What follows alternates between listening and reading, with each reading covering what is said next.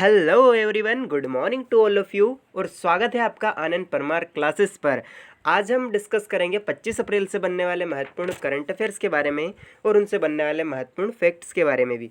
ठीक है, तो इसी के साथ देख लेते आज का हमारा मोटिवेशनल कोट के हथेली पर रखकर नसीब तू क्यों अपना मुकद्दर ढूंढता है, सीख उस समंदर से जो टकराने के लिए पत्थर ढूंढता है।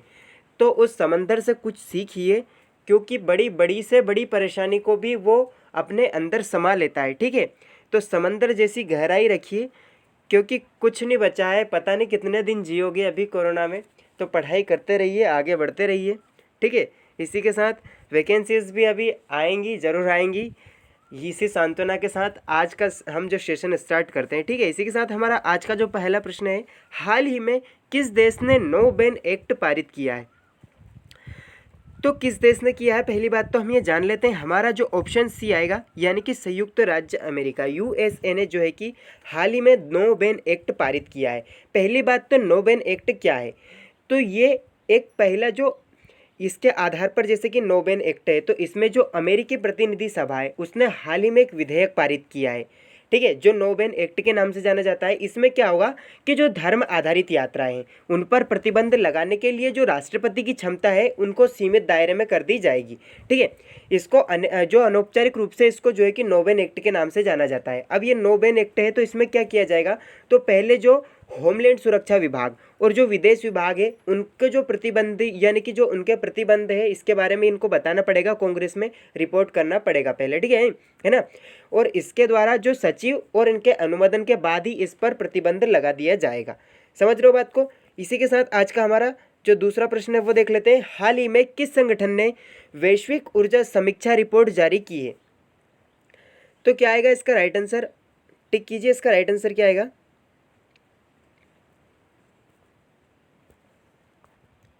जो ऑप्शन भी हमारा अंतर्राष्ट्रीय ऊर्जा एजेंसी है, इसने जो है कि वैश्विक ऊर्जा समीक्षा रिपोर्ट जारी की है। तो इस साल जो उत्सर्जन वृद्धि को बड़े, यानी कि जो सबसे बड़े देश है यूएस और चीन से अधिक थी, यानी कि भारत की जो ऊर्जा यानी कि कार्बन डाइऑक्साइड की जो वृद्धि थी वो जो है कि यूएस और चीन के बाद यानी कि फर्स्ट स्थान पर ये रह गई है इस बार। ठीक है, इसके अलावा इसके अनुसार जो 2019 में कार्बन डाइऑक्साइड के जो मामले हैं उससे 1.4% जो है कि बढ़ोतरी हुई है। इसके अलावा ये और इसके अनुसार क्या बताया गया है कि जो यूएस, चीन और भारत में विश्व के कुल 70% जो है कि कार्बन डाइऑक्साइड है ये उत्सर्जित की गई है। ठीक है, इसमें मुख्य बिंदु बात कर लेते हैं हम, जैसे कि नवीकरणीय ऊर्जा स्रोत से बिजली उत्पादन में वृद्धि की तुलना में कोयले से चलने वाली बिजली का उत्पादन 3 गुना अधिक होगा और इस बार कोयले की मांग 9% और बढ़ने वाली है। ठीक है, इसके अलावा इंटरनेशनल सोलर अलायंस का मुख्यालय कहाँ पर है, तो वो है गुरुग्राम, हरियाणा में।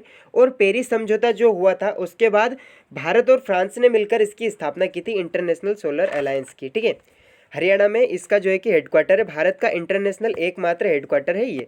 इसके अलावा हमारा जो अगला प्रश्न है वो देख लेते हैं कि भारतीय संविधान के किस अनुच्छेद के तहत विशेष कार्यबल कर्मचारी के मामलों की छानबीन करेगा जिसमें कार्यवाही के लिए आवश्यक गतिविधियों पर संदेह है। तो क्या आएगा इसका राइट आंसर, ऑप्शन आपके सामने दिए हुए, इसका राइट आंसर लगाना है आपको। तो इसका जो राइट आंसर आएगा ऑप्शन हमारा ए हो जाएगा, अनुच्छेद 311(2)(c)। ठीक है, इसके अंतर्गत जो है कि भारतीय संविधान में यानी कि इस 311(2)(c) अनुच्छेद के तहत विशेष कार्यबल कर्मचारियों के मामले की छानबीन करेगा और इसमें कार्यवाही के लिए जो आवश्यक गतिविधियों हैं उस पर इसका संदेह रखा जाएगा। ठीक है, अब ये जम्मू कश्मीर की सरकार ने जो सहकारी कर्मचारियों, जो सरकारी कर्मचारियों है उनकी पहचान और जांच के लिए एक विशेष कार्यबल समिति की स्थापना की है, जो सुरक्षा और राष्ट्र विरोधी जो गतिविधियां हैं उन पर खतरा पैदा करने से संबंधित सभी मामले जुड़े रहेंगे उन पर ये ध्यान देगी। ठीक है, इसके अलावा इसमें जो संदिग्ध कर्मचारी है उनके मामलों और यानी कि जो अनुच्छेद 311(2)(c) से जो संदिग्ध मामले रहेंगे उनसे उनकी जांच और कार्यवाही ये करेगा। इसके अलावा इसमें दी गई है, इसमें बात की गई है अनुच्छेद 211 में। तो अनुच्छेद 211 में न्यायिक सक्रियता की ओर बढ़ते कदम को दर्शाया गया है। अनुच्छेद 315(2) में संघ और राज्यों के लिए लोक सेवा आयोग की बात की गई है। अनुच्छेद 220 में स्थायी न्यायाधीश के जो रहने के पश्चात भी विधि व्यवसाय पर जो निर्बंधन है इस पर ध्यान देने की बात की गई है। अगर आपको और डिटेल में पढ़ना है तो आप आनंद परमार क्लासेस पर जो पॉलिटी के लेक्चर्स है वो जाके आप देख सकते हो। ठीक है, मैं तो इतना ही बता पाऊंगा, समझ लो बात को। इसके अलावा हमारा अगला प्रश्न है कि बैंकिंग सुधारों के जनक के रूप में किसे जाना जाता है जिनका हाल ही में निधन हो चुका है? तो क्या आएगा इसका राइट आंसर? ऑप्शन जो हमारा ए है, जो R.N. मल्होत्रा है। सॉरी, ऑप्शन जो हमारा सी आ जाएगा इसका राइट आंसर, जो एम नरसिम्हन है। जैसे कि आप देख सकते हो एम नरसिम्हन, इनको बैंकिंग सुधारों के रूप में भी जाना जाता है, यानी कि बैंकिंग सुधारों के जनक के रूप में इनको जाना जाता है और इनका हाल ही में निधन हुआ है। ये एम नरसिम्हन जो है ये इनकी 94 वर्ष की उम्र में निधन हो गया है और इनको बैंकिंग सुधार के जनक के रूप में भी जाना जाता है। अब इनको तो जाना जाता है, इससे इम्पोर्टेंट बातें क्या बनती है तो हम वो जान लेते हैं। जैसे कि 2 मई 1977 से 30 नवंबर 1977 तक ये जो है कि आरबीआई के 13वें गवर्नर रहे हैं। इनको जो है कि 2 कार्यों के लिए जाना जाता है, एक तो बैंकिंग सुधार और वित्तीय क्षेत्रों में सुधार, 2 कार्यों के लिए इनको जाना जाता है। इसके अलावा इनके नाम पर 2 समिति चलाई गई थी, जैसे कि नरसिम्हन समिति रिपोर्ट फर्स्ट, ये 1991 में आई थी, और जो दूसरी हुई थी ये हुई थी नरसिम्हन समिति रिपोर्ट 2, यानी कि 1998 में ये आई थी।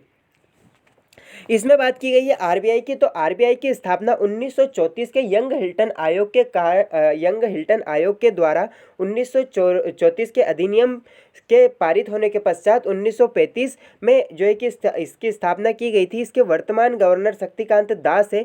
1949 में इसका राष्ट्रीयकरण हुआ है और 1937 में इसका मुख्यालय मुंबई किया गया कोलकाता से, यानी कि शुरुआती समय में इसका जो मुख्यालय था वो कोलकाता था। इसके अलावा हम बात कर लेते हैं इसके सबसे पहले गवर्नर ओसबोर्न स्मिथ थे। आरबीआई के जो गवर्नर है हाल ही में 25वें गवर्नर है और वो है शक्तिकांत दास। अच्छा, मैं आपको आज डिटेल से बताता हूँ। जैसे आरबीआई के 20वें गवर्नर थे वो थे विमल जलान। इसके अलावा 21वें जो गवर्नर थे वो थे वेणुगोपाल रेड्डी। 22वें गवर्नर सुब्बा राव थे। 23वें गवर्नर रघुराम राजन थे। 24वें गवर्नर उर्जित आर पटेल हैं थे और 25वें जो गवर्नर थे यानी कि है वो शक्तिकांत दास है। ठीक है, आपको इतने याद नहीं रखना है, सिर्फ आपको 23, 24, 25 और फर्स्ट यानी कि पहले ओसबोर्न स्मिथ, 23वें गवर्नर रघुराम राजन, 24वें गवर्नर उर्जित आर पटेल और 25वें गवर्नर शक्तिकांत दास को याद रखना है। इसके अलावा इसमें 4 डिप्यूटी गवर्नर होते हैं। जैसे कि इसमें अभी हाल ही में जो इसके गवर्नर थे कानून को इन्होंने इस्तीफा दिया है। इसके यानी कि इनको छोड़कर अब 3 जो गवर्नर उप गवर्नर जिनको कहा जाता है यानी कि डिप्टी गवर्नर कहा जाता है, जैसे M.K. जैन, M.D. पात्रा और राजेश्वर राव, ये तीनों यहाँ के डिप्टी गवर्नर है और एम कानून को जो है इन्होंने इस्तीफा दे दिया है। ठीक है, हम देख लेते हैं हमारे अगले, जैसे एम नरसिम्हन को आप देख सकते हो स्क्रीन पर। इसके अलावा हमारा जो अगला प्रश्न है वो क्या है, निम्नलिखित में से किसने हाल ही में कॉस्मिक रोज की एक छवि साझा की है जिसमें परस्पर क्रिया करती आकाश गंगाओं को ARP 273 को दिखाया गया है?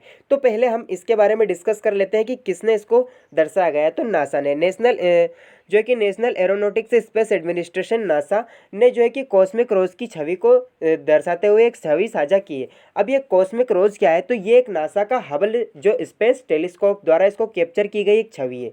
इस पर जो है कि परस्पर प्रतिक्रिया की गई आकाशगंगाओं की जो छवियां हैं वो दिखाई गई है और ARP 273 को दिखाया गया। अब ये ARP 273 क्या है तो इसके बारे में मैं आपको बताऊं। जैसे कि पृथ्वी से 300 मिलियन प्रकाश वर्ष दूर एंड्रोमेडा तारामंडल में ये स्थित है और ये प्रतिक्रिया करती है। ठीक है, अब इसमें बात की गई प्रतिक्रिया करती आकाशगंगा का मतलब, तो ये गुरुत्वाकर्षण के कारण जो खिंचा हुआ है यानी कि जो आकाशगंगा हिलती डुलती दिखाई दी है, इसमें इसके जो है कि एक छवि साझा की है इसने।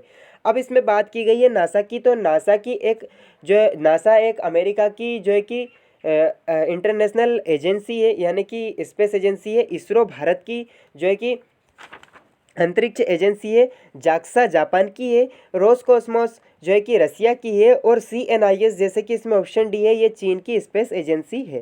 ठीक है, इसके अलावा जो नासा है उसके कार्यवाहक प्रमुख भव्या लाल को बनाया गया है। ठीक है, जैसे कि आप देख सकते हो यहाँ पर जो है कि कॉस्मिक रोज के रूप में कुछ इस तरह दिखाई दिया है। ठीक है, इसके अलावा हमारा अगला जो प्रश्न है, हाल ही में USCIRF द्वारा निम्नलिखित में से किस देश को विशेष चिंता वाले देश के तहत जगह देने की जो है कि सिफारिश की गई है? तो इसका क्या आएगा राइट आंसर? पहली बात तो इसका राइट आंसर आएगा हमारा ऑप्शन डी, उपरोक्त सभी, यानी कि रसिया, वियतनाम, भारत और सीरिया, ये 4 देशों को जो है कि जो USCIRF द्वारा जो है कि इसमें विशेष चिंता वाले देश के तहत जगह देने की सिफारिश की गई है। अब ये क्या है तो इसके बारे में हम जैसे जान लेंगे, जैसे कि जो US कमीशन फॉर इंटरनेशनल जो रिलीजियस फ्रीडम ने बाइडेन एडमिनिस्ट्रेशन के विशेष चिंता वाले देश में इनको रखा है। इसमें 4 देश भारत, सीरिया, रूस, वियतनाम, ये 4 देश हैं इसमें। तो USCIRF जो है इसमें अमेरिका, यानी कि अभी इसमें बात की गई है USCIRF, तो इसके बारे में मैं आपको बता दूं कि अमेरिका ने इसकी स्थापना 1998 में अंतर्राष्ट्रीय धार्मिक स्वतंत्रता अधिनियम के जो पारित होने के बाद इसकी स्थापना की गई थी। और इसका जो मुख्य उद्देश्य था वो अंतर्राष्ट्रीय स्तर पर जो धार्मिक स्वतंत्रता से प्रतिबंधित यानी कि संबंधित जो सभी मुद्दे हैं उन पर समीक्षा करना इसका मेन कार्य है। ठीक है, इसके अलावा हमारा जो अगला प्रश्न है, हाल ही में समाचारों में देखा गया फैक्ट यानी कि तथ्य के विद्रोही क्या है? तो क्या आएगा इसका राइट आंसर? इसका जो राइट आंसर आएगा हमारा ऑप्शन सी हो जाएगा, लीबिया। ठीक है, लीबिया के जो मोर्चा ऑफ चेंज एंड जो कॉन्करड यानी कि चाड के विद्रोही समूह के लोग जो वर्तमान में ये चाड पर हमला कर दिया था इन्होंने, विद्रोही समूह ने, इसमें जो है कि 20 अप्रैल को चाड के प्रेसिडेंट थे जो इड्रिस डेबी, इनके जो है कि उत्तरी इलाके में जो झड़प के कारण इनकी जो है कि मृत्यु हो गई है। तो इसमें क्या इंपॉर्टेंट है तो हम बात कर लें, जैसे कि 2016 में इसे बनाया गया और महती अली जो महामत इसके द्वारा इसको संचालित किया जाता था। इसके अलावा जो विद्रोहियों के समूह में हिंसक झड़प के बाद force of democracy and development के विभाजन हो गए हैं। इसके अलावा इसमें बात की गई है लीबिया के बारे में, तो लीबिया की राजधानी हुन भी है और इसको जो है कि त्रिपोली के नाम से भी जाना जाता है। इसकी करेंसी लीबियाई दिनार है। ठीक है, इसके अलावा हमारा जो अगला प्रश्न है, निम्नलिखित में से किसने हाल ही में एक किसी अन्य ग्रह पर कार्बन डाइऑक्साइड यानी कि ऑक्सीजन में परिवर्तन किया है? तो किसने किया है? ऑप्शन हमारा जो आएगा बी, यानी कि परसेवरेंस रोवर। ठीक है, इसने जो है कि हाल ही में किसी अन्य ग्रह पर जो है कि कार्बन डाइऑक्साइड को ऑक्सीजन में परिवर्तित किया है। अब इसने तो CO2 को O2 में परिवर्तित किया है परसेवरेंस रोवर ने, और ये पहली बार दूसरे ग्रह पर यानी कि अदरवाइज दूसरे ग्रह पर पहली बार हुआ है। इसमें एक इंजेनिटी हेलीकॉप्टर था जो कि यहाँ के जो प्रतिक्रिया हुई थी इसको दर्शाया गया था। इसमें इसने इसके आसपास मंडराता है जैसे कि परसेवरेंस रोवर के आसपास। ठीक है, इस जो प्रक्रिया में एक फालतू उत्पाद बना था, और वो फालतू उत्पाद क्या बना था? तो वो बना था कार्बन मोनोऑक्साइड, और इसे सबसे खराब जो है कि गैस कहा जाता है, साइलेंट डेथ के नाम से भी इसे जाना जाता है। और जो ब्लड में सबसे ज़्यादा घुलनशील है वो भी कार्बन मोनोऑक्साइड है। अब आप देखना चाहोगे क्या परसेवरेंस रोवर को? तो देख सकते हो आप स्क्रीन पर, कुछ इस तरह इसका इंटरफेस है परसेवरेंस रोवर को, और इंजेनिटी हेलीकॉप्टर को भी आप देख सकते हो। ठीक है, इसने जो है कि यहाँ पर दूसरे ग्रह पर पहली बार उड़ान भरने वाला एकमात्र जो है कि हेलीकॉप्टर है। इसके अलावा हमारा जो अंतिम प्रश्न है, वैश्विक ऊर्जा संक्रमण सूचकांक 2021 के संबंध में निम्नलिखित कथनों पर विचार करें। तो कथन पहला है, यह विश्व आर्थिक मंच द्वारा जारी किया गया था। तो क्या सही है ये? तो बिल्कुल सही है जी। इसके अलावा दूसरा है, भारत सूचकांक में 87वें स्थान पर है। तो हाँ बिल्कुल, ये बिल्कुल सही है और ये दोनों कथन सत्य है। ठीक है, तो भारत 115 देशों में से कुल 87वें स्थान पर रहा है, और इस रिपोर्ट में जो है कि पहले स्थान पर स्वीडन रहा है, नॉर्वे सेकंड स्थान पर रहा है, और थर्ड पर रहा है डेनमार्क। ठीक है, इसके अलावा इसमें बात की गई है वैश्विक ऊर्जा संक्रमण। तो ये जो विश्व आर्थिक मंच है इसका जो मुख्यालय है स्विट्जरलैंड में है, यानी कि इसका मुख्यालय स्विट्जरलैंड में है। ठीक है, इसके अलावा जैसे हमने बताया कि भारत जो है कि 87th रैंक रही है 115 देशों में। ठीक है, so that is it for today guys. आज के वीडियो में बस इतना ही। वीडियो पसंद आया हो तो लाइक करें, अपने दोस्तों के साथ शेयर करें, और ऐसे ही और अधिक वीडियोस देखने के लिए आनंद परमार क्लासेस को सब्सक्राइब कीजिए। So keep learning, keep watching and keep growing. Thank you for watching.